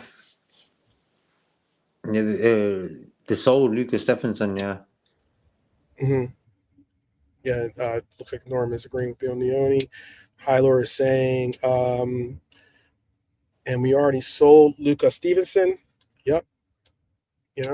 Some could say, what's the young lad's name that plays wing? He's the forward. Wes, is it? Or I'm trying to think of his name now off the top of my head. Begins with a W. I'm going blank on it for some reason right now. I have like something beeping in my ear here. Yeah, but you know what I'm talking about. I think the chat knows what I'm talking about. Oh, right. Right. Yeah. Right. Yeah. Right. Isn't it Wes Wright? Isn't his name Wes Wright? I think. Will Wright. It is right. Will Wright. Double W. W. I know it's a WW. That's why. So, anyway, yeah, Will. Well, I guess you could say this is the part of it's the last segment I have for us, but this is the part of the show where we remind ourselves of something important, I guess you could say, and that is not every rumor deserves equal oxygen. Liverpool are linked with players every day. Some stories are club-led. Some stories are agent-led. I think that, some are just recycled stories. Some are pure market noise, and some are just pure BS. We get that. But the job for us is not to react to everything. Obviously, the job is to filter it. We try to do our best here to do that for you. We look at, does the source have credibility? Does the player fit a real tactical need for us? Does the price make sense? Does the story match Liverpool's recruitment pattern? I guess that's why when you hear, that's why you should treat, I guess, the links for Barcola or VVD or Bajčetić and any other name with the same energy. Yeah. Mm-hmm. So I think right now, what in your mind, what is the most over discussed Liverpool transfer story right now in your mind? What is the most? I'll quickly say something before I say that. It's like this new world of internet transfer speculation. It's like religion. You know what I mean? It's like it's like a religion, man. It's like people come in and believe everything. It's like, come on, man. Like, but for me, it's probably God knows this Virgil van Dijk noise from where? Who made that up? Like Virgil van Dijk ain't going nowhere. Come on. Come on, bro. These people who write this bullshit, like, what is their aim in life?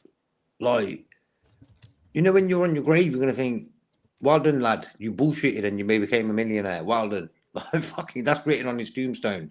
Fucking great. Like, come on, man. Like, these humans are going the wrong way. I don't want to hear no bullshit when it comes to I'm the number one person I feel, and probably Norman as well, I don't like hearing bullshit transfer speculation. In the old days, because there was only newspapers about, and there weren't enough pages to write a lot of bullshit, what people write on Twitter and everything now, so you had to write facts. So it's bang. Liverpool have signed Ray Houghton and John Barnes. Bang. It's done. None of this, we're after this guy, we're after this guy. 12 pages of it. Nah, you don't get them days. It was pure facts and we got on with it. And you look forward to transfer windows. Now, bro, forget about it. We were meant to get Elise and Bellingham. Elise and Bellingham should be playing for Liverpool, bro. So that's all I need to say. That would be cool if we got breaking news. Everything's breaking news, bro. Like, come on. Well, what is the transfer story we should prioritize then in your book?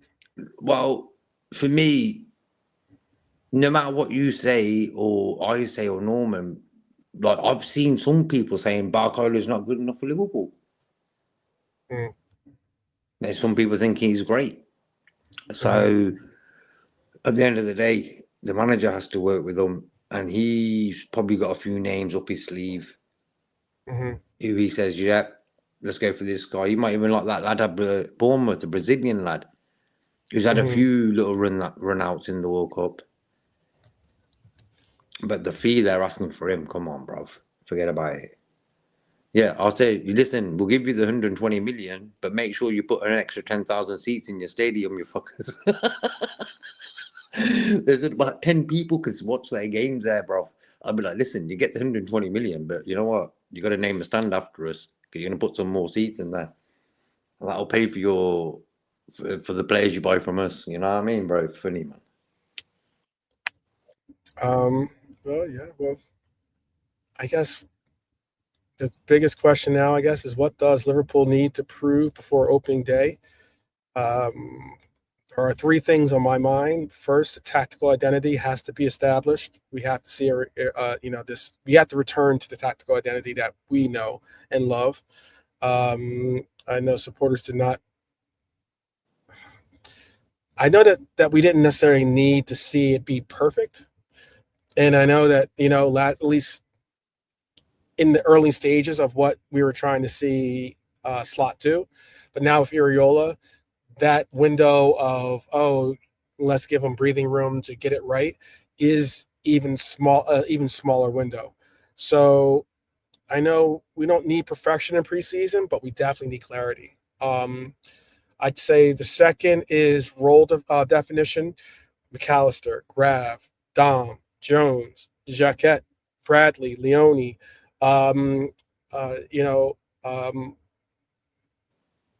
even Florian Wirtz. We need to figure out what we're going to do with these players. And then I'd say third, emotional stability. Liverpool have had some enormous change. Salah's no longer with this team. Robbo's gone. Some might even be boohooing over Ibu being gone. We have a new manager. We have new staff, new defensive pieces, new players that are going to be joining this club. They're going to have to learn what it is to be a Liverpool player, know what it means to play for this badge, know what it means to represent this club. And the club cannot feel like it's drifting away any further because it is already drifted away from a lot of us already. It has to feel like it's moving with purpose, and it has to feel like it has meaning. The meaning that we connect with it, at least, I believe. What would make you confident after the first two preseason matches, let's say, JK, before we bounce out? Look, bro, the plus point of Holland, Germany, Sweden, and all these teams leaving the World Cup is that all these guys will get a bit of a rest now. Gakpo, Gravenberch, Virgil, all these guys will get a bit of rest. Isaac, fair play to Isaac for me. Started every game for Sweden. Did okay. Fitness levels getting better, running around more. Yeah, sound. He needed that. I just feel for the preseason, I just want to see who's available. Who we got? Let's sort this out now because, like, is Elliott staying? Is he going? Is Bajčetić staying? Is he going? Is McConnell staying? Is he going? Tsimikas. I think defensively, I wouldn't let no one leave because you know what I mean. You don't know what's around the corner. So for me, Mm-hmm. if we're not going to get a right back and a left back, and Connor Bradley's on the right course to be fit, and Frimpong's ready to go because Frimpong's had the summer off, Szoboszlai's had the summer off, and Kirkes. All of them have had the summer off, so they'll be raring to go. And I think Szoboszlai and Kirkes, for me, them two were the most running. They ran the most out of everyone last season. So them having this summer off, probably gone to the World Cup, watched a few games. God knows what they did, but fair play, they needed that, and I think that's a plus point. So I think next season, bro, let's just sort out a few spots on the team and stuff like that. But it all boils down to: are we going to get the players in that we need? We need about 4. Two Yep. wingers, DM for sure. Like a solid midfielder. Like Fernandez has gone to West Ham to Tottenham. Yo, imagine him in our midfield, bro. He would have been top for us. Good little player, Yep. bro. They got Tonali as well now. Like someone explained to me, how did Tonali and Fernandez say we want to go to Tottenham? I just don't understand it. And then they've got no Champions League. Remember all them years? The FSG used to say, no Champions League, we can't get this guy, we can't get this guy. Tottenham have got 2 relegation battles after each other, and they're buying big 190 millions worth of 2 midfielders, bro. 180 million. God knows how much it is. Something like that. Something crazy. Mm-hmm. You know? It's all bullshit, man. Like, Tottenham have pulled out 2 big fucking signings like that within days of each other after getting Robertson and the other lad from Bournemouth in. And now they're looking at Gapco as well. So, and they've got no Champions League. Remember that. I don't think that's going to really amount to anything. Like for I me, don't. Tottenham. I think they're a lot of their acquisitions. I think has a lot of smoke and mirrors, but we'll see. Yeah, if you ain't got a number 9, you ain't going to score you 25. If they had Harry Kane in that team, then I'll be worried. You get me, bro? Yeah. You know what I'm saying? If you ain't got Yeah. no Harry Kane in that team, nah, man. It's very interesting how they deal with adversity. Because I mean, you're bringing all these new players and all these different players, and some of these players have been on relegated teams themselves, and it's going to be a real case of like, can they hold it all together? Because if things start to go not the way that they expect it to go, then it could get ugly real quick for Spurs, and Well, I'm sure for me, that's in the back of their mind. Tonali and Robertson coming in, 2 sort of wise players. You know what I mean, bro? They know what they're doing, so I think that will help them a lot. But it just surprised me how Robinson was sort of eager to go there. I couldn't understand it myself. Like, why Tottenham? Like, come on, bro. Any club but Tottenham or Arsenal, Chelsea, come on, man. Yeah. Well, this is what I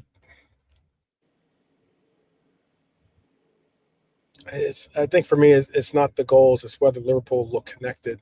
As long as we look like, as long as that look that you talked about in Virgil, isn't existent amongst the players, like Yep. as in they have a newfound like spirit and commitment to it.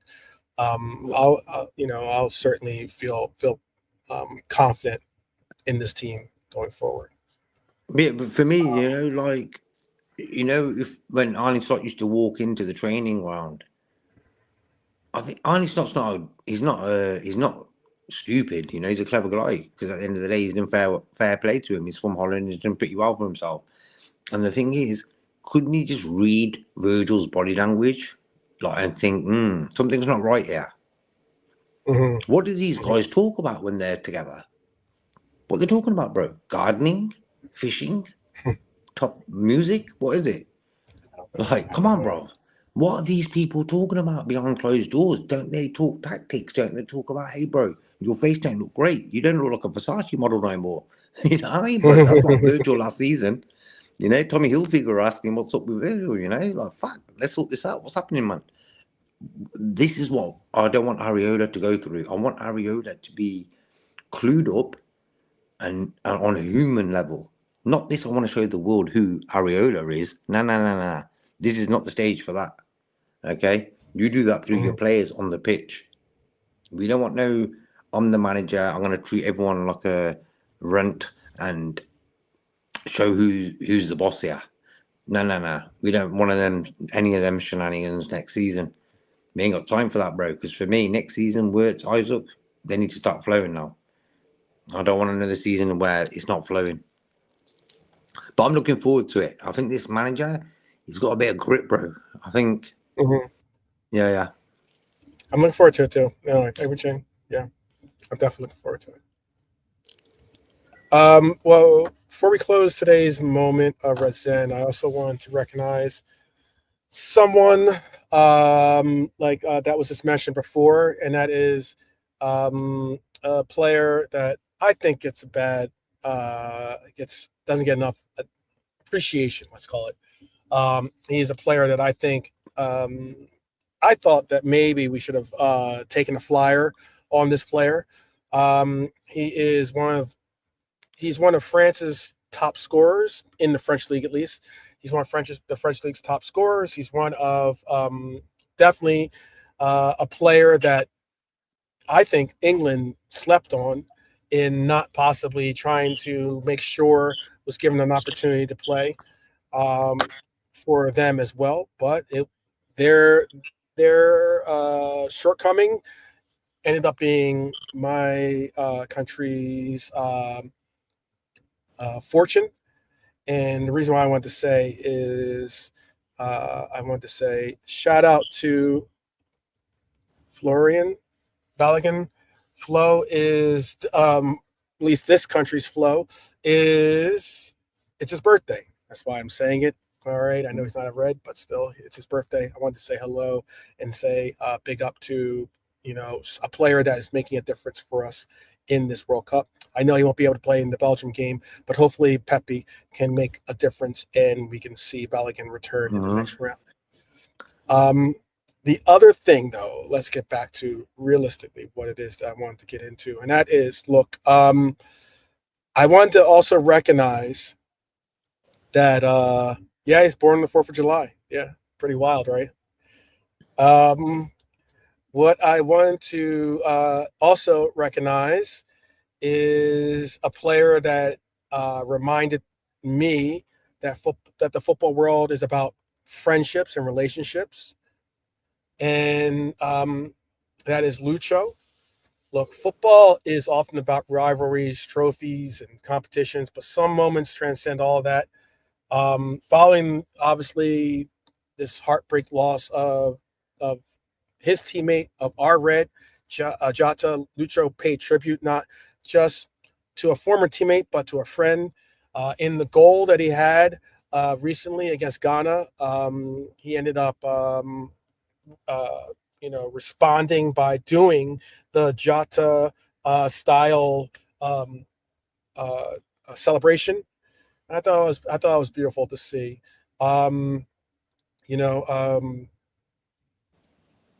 Through his words, his gestures, and the simple messages of "You'll never walk alone," I think he showed exactly what Liverpool Football Club is about. It's about family. It's about relationships. It's about knowing that we all go through hard times. We all go through difficult things. The culture has changed so dramatically in amongst us, in where so many of these players are disposable. So many of these players are disrespected. And I think the bond between teammates doesn't end when the final whistle blows. I think it becomes family. I think family never walks alone, and that's why you saw Lucho pay tribute to Jota in a tournament I'm sure he was looking forward to taking on with Jota as well. I also wanted to give a shout out to Mohamed Salah. Um, you could see he got daps from Samuel L. Jackson, um, and that's super super cool. Um, and I think that what is special is you saw the emotions really swell up with uh, with with him knowing that he's gotten his nation further than they've ever been before. Um, them just making it to the stage was a major major accomplishment, but for them to continue on in their quest is an absolute blessing to the Egyptian king and his Egyptians. So so from all of us here at Liverpool 12th Man, we want to say thank you to Lucho for honoring Diego with dignity, love, and respect. We want to say, uh, you know, good journeys to our former Red, but always a Red, um, Salah and his pursuits, because I think that moments matter. I think they remind us that beyond every shirt number is a human being. Behind every great footballer and behind every great football club is a family. And I hope that we all recognize that because that's how I view a lot of you as family. And I hope that you do the same because I think that it makes us stronger. It makes us more pronounced as a club and recognizing the heritage of this club. And I think it makes it just a more beautiful place and more beautiful team to represent on any platform. So shout out to Lucho, shout out to Jota, shout out to André Silva, shout out to obviously Salah, shout out to Balogun as well. Happy birthday to him as well. So every supporter carrying their memory forward means something. You'll never walk alone is certainly the way I would look at it. And I would always, as always, I would say up the Reds. So that is my moment of Reds Zen. Uh, did you want to say something real quick, JK, before we bounce out? Yeah, I'll second your words as well, bro. Nice words, bro. Thanks for saying that about Jota and everything. It was great that everyone sort of remembered him yesterday. I took time out for him as well. Type of guy you could meet him anywhere and he would just shake your hand and say, "How you doing, man?" You know that type of Yeah, guy, Jota. yeah, Him and his brother, yeah. man. Very Our thoughts approachable. always with Yeah, him. yeah, very approachable person. But But people, yeah, go ahead, finish up, yeah, finish up. no, I'm just saying, like, appreciate every day of life. Be happy every day. No need to stress. 100 years from now, you don't know where you're gonna be. It's all about now. And we should buy that keeper, Gil. I think he's a good little keeper, man, from Paraguay. Yeah. All right. Well, uh, big up for joining us, like I said, and big up to those that will be back tomorrow with us. Hopefully, it'll be a 9 o'clock, 9:30 ish type in the UK at least broadcast that I'm going to be putting on tomorrow. So hopefully you guys will take part in that, and hopefully The you guys England have an game's after that, enjoyable. then, yeah. Yeah, exactly. I think the So England game is at. Wait a moment. It is at. Um. Okay. Oh, so 2 o'clock in the morning. Actually, 1 o'clock England time. Yeah, 1 o'clock kickoff. That's cool in the morning. mhm. Looks like this French game is going to end a 1-0. They're in the very last moments of extra time.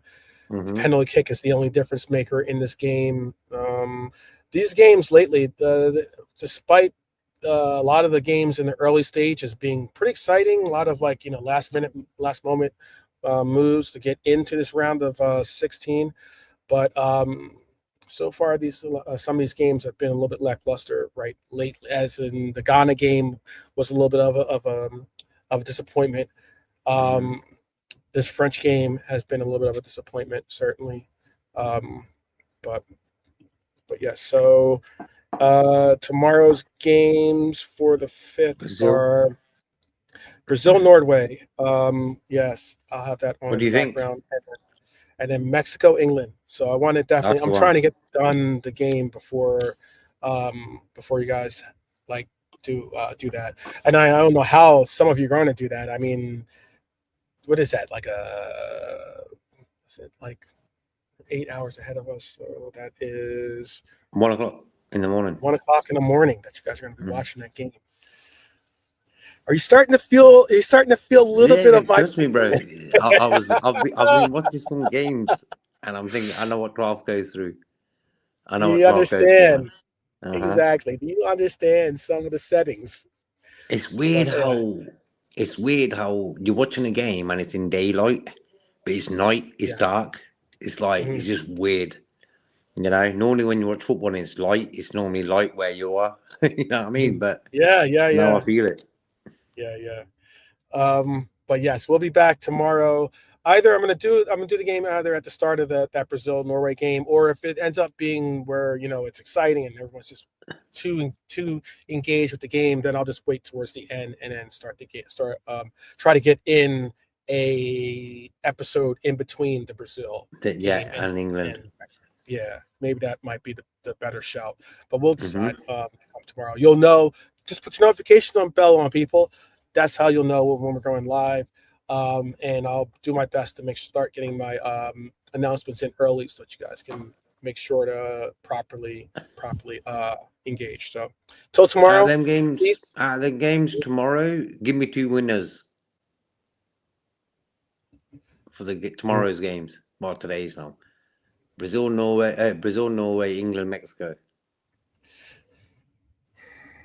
I'm going Brazil, I want England. Brazil or Mexico, but I have a I want feeling that Mexico. it could be Norway, Mexico. I'll say that. I'll go Norway, Mexico. Yeah. Okay. So we'll see. We shall see. We shall see. We'll see. All right, people. Helio's turned into a rower. Yeah. Yeah. Up the Reds each and every time, people. We'll see you tomorrow. Take care and definitely take care of yourselves and your loved ones, and we'll see you tomorrow. Okay. Peace.